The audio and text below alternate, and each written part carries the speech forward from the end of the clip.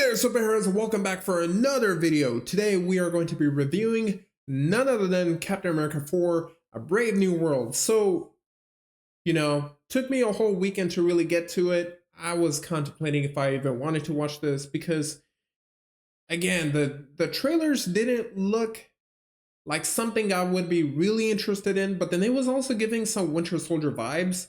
So I was like, okay, maybe it will give us what I personally have been wanting for a long time from Marvel, which is, again, the Winter Soldier vibe with, just the beautiful storytelling. And I gave this movie a benefit of the doubt. I'm like, okay, maybe they did course correct it. Maybe this could be one of those movies that surprisingly is better than I thought it would be.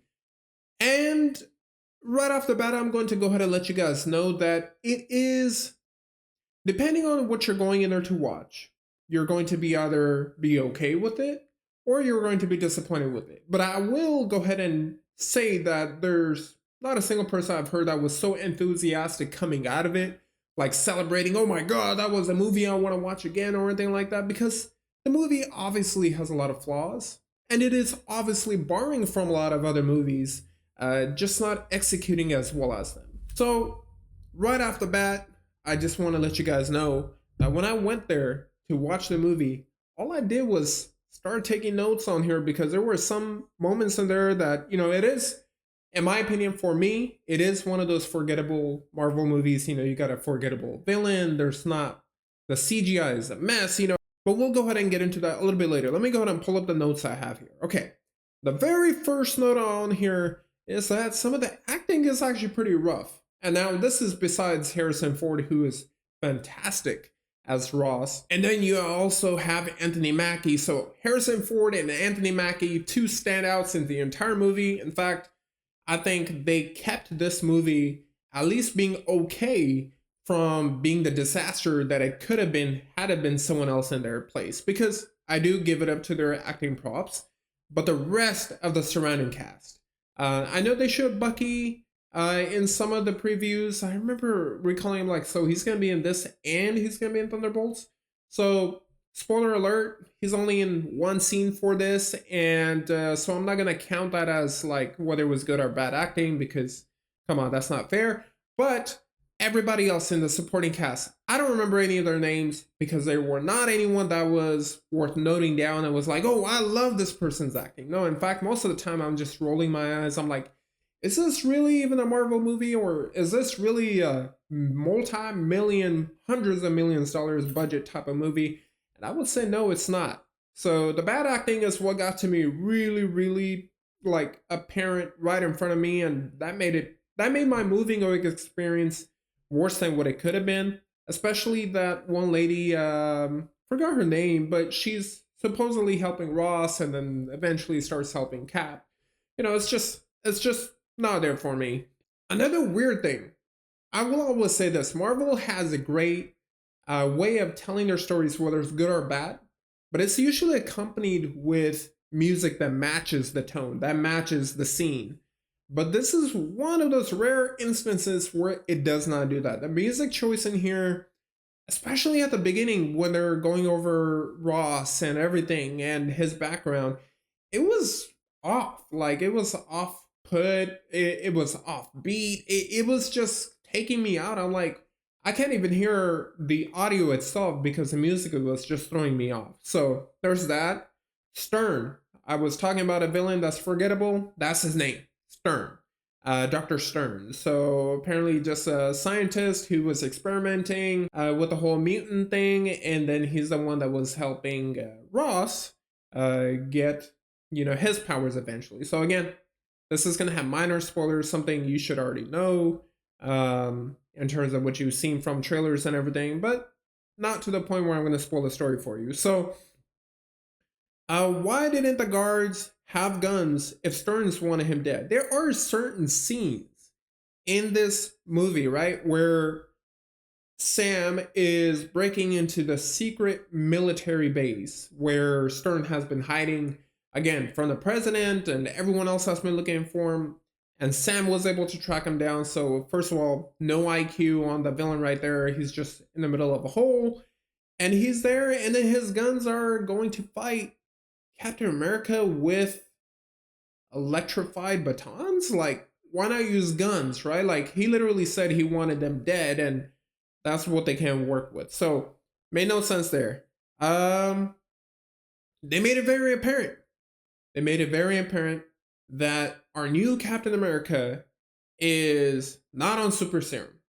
But how is he surviving these fights? I mean, there are scenes where he is like picking up, like breaking apart these. There's one scene where they're fighting in the hallway where he breaks the sink and just picks it up like nothing, or even towards the end where he has rocks and everything falling on him. Like, okay, if he doesn't have super serum, it makes sense with Captain America. With Steve Rogers, he's got super serum. He's not going to be hurt that easy. And even if then, he's going to be fighting you one on one, hand to hand, the impact he's going to absorb and everything, he's got the super serum. He's got super strength, and he's got all that. But here, since they make it so apparent that he is not on super serum, how is he still putting up the fights and the same effort that, Steve Rogers would, right? So there's that. Uh, this part really felt unnecessary to me, and don't know why exactly they would include it. Celestial Island. If you guys remember from the Eternals, where they have that Galactus-looking, island. Well, it's in here again, and I just didn't understand what was the whole point of it. They didn't make any reference to it. They didn't try to clarify why that existed in the first place. It was just a place where they're gonna have the dogfights, and apparently it's in the middle of between Japan and America when they're about to fight. I'm like, okay, so the whole world didn't know about this before, and they're all just finding out about it right now. Well, whatever, right? There's just so many inconsistencies. It almost makes me feel like they made this movie before, or I'm sorry, not made, but they wrote this movie before they could have really think about where they're heading toward the future, because Thunderbolts and Fantastic Four seem to be going a completely different direction than what this movie really has you believing in. And then again, one of the biggest things, at least for me, and this is like my last note that I made during the movie, was that you advertise the Red Hulk in almost every trailer, right? And yeah, he's going to be destructive. We already know that he's going to be the villainous Hulk. So they already kind of ruined Banner with his personality and with him just, again, man, that Endgame or Infinity War, I'm sorry, where Thanos beats Incredible Hulk. If that was the Incredible Hulk in Endgame, he'd be looking for a rematch. He'd be like, you know what? I lost to Thanos once. I'm not going to lose again. I'm down. I'm going to be angrier this time. But no, they made him the incredible wussy because he was scared of Thanos after that. He was traumatized by that, right? So it made no sense. And then to add salt to the injury, they made him even weaker in She-Hulk, where I'm sorry, but he just doesn't seem to be a threat to the enemies anymore. I mean, he's downgraded so much, he's been nerfed so much. So it was refreshing to at least see the Red Hulk act like how a Hulk should. He's causing destruction and he's doing all this different thing. But at the end of the day, man, like, he's only in it for like 5 minutes of the entire movie. I'm talking about Red Hulk. Ross is in here throughout the movie, but the Red Hulk himself is only in there for about 5 minutes, which was not worth my ticket. This is a movie that I definitely should have watched sitting at home. Now, how was the action, right? You've got the Red Hulk. You've got the new Captain America. You've got all these other people that are in it. There was almost a world war that started in this movie. How was the tension like? How were the fights like? Well, I'm sorry to disappoint you, but tension as big as it should have been. Again, they almost started a world war between Japan and America. Those are two allies, and they're talking about like complete destruction over, spoiler alert, adamantium. It just didn't feel like the stakes were that high because, again, the acting was bad. The score just kept you taking out of it.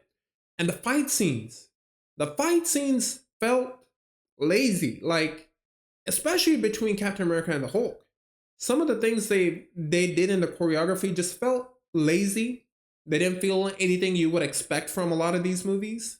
Maybe that's just me going in expecting this is, again, going to be like a Winter Soldier, which was a 10 out of 10 in every single aspect, from the score, from the fights, from the direction, everything. And this seems like a complete opposite. Now, it's not as bad as I would say the top or the worst three Marvel movies of all time, of course not. But it's down there somewhere. I'm not even going to say it's in the middle. It's going to be down there somewhere. I will say, it was a disappointment for me. The fight scenes were disappointments. The whole thing with the Red Hulk was a disappointment. CGI was just, I don't know what Marvel is doing with CGI, but they've been on a tear in a bad way recently. But hopefully that's going to get fixed between like Fantastic Four and Thunderbolts. But as a critic, with all the things I just mentioned, I'm going to go ahead and give this a easy 4 out of 10. And as a fan, I went in there as a fan of the Hulk. I went in there wanting Red Hulk because that's what they had been teasing me this entire time. And just the interaction between him and Sam, and I'm going to go ahead and give that a 2 out of 10 because as a fan, I am very disappointed. And I'm going to go ahead and give this a total score of 3 out of 10. Now, I want to go ahead and let you guys know that's just my thinking. You may love this movie. You may like this movie. You may love this movie, and that is okay. I am not going to fight you for it. But if you're going in there with some, or if you went in there with the same expectations as I did, you would understand why I walked out the way I was feeling when I was walked out. Like, I watched this movie literally less than 12 hours ago, and I have already forgotten majority of it, but that's how it was for me. And I'm going to go ahead and leave it there. Have you seen the movie? Are you going to watch the movie? What are you thinking about it? If you did watch it, tell me what your favorite scene from it. Maybe tell me what you did, what you didn't like. Did I miss something in my review? Go ahead and leave it in the comment section down below. But don't forget to subscribe, hit that post notification bell, hit that like button. And guys, remember to stop the hate and spread the love. And until next time, I hope you guys have a great one.